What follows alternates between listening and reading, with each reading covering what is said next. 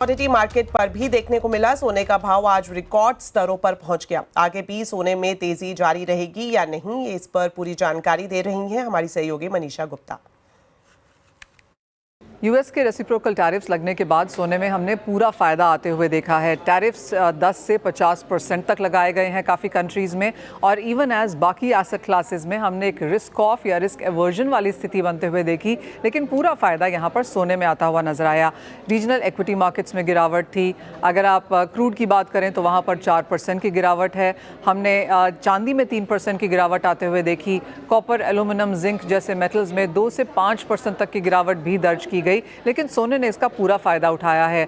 Dollar index की अगर बात करें तो वो 102 के लेवल तक पहुंचा, जो कि इस साल का सबसे लोएस्ट लेवल है। इसका फायदा भी यहां पर सोने में हुआ। बाजार को ऐसा लगता है कि टैरिफ्स की वजह से ग्लोबल मार्केट्स में एक इकोनॉमिक स्लोडाउन देखने को मिलेगा। डिमांड सफर कर सकती है, इन्फ्लेशन वाली स्थिति बन सकती है, और यूएस में तो रिसेशन की बातें भी की जा रही हैं। तो इन सब का फायदा एक सेफ हेवन के तौर पर हमने सोने में आता हुआ देखा। अगर प्राइसेस की बात करें तो ये 21वां ऐसा दिन है इस साल में जब सोने ने ऑल टाइम हाई बनाए हैं, और हमने $3170 प्रति आउंस के आसपास के लेवल्स बनते हुए देखे। फ्यूचर्स में तो 3200 का स्तर भी यहां पर सोने ने अंतर्राष्ट्रीय बाजारों में पार किया।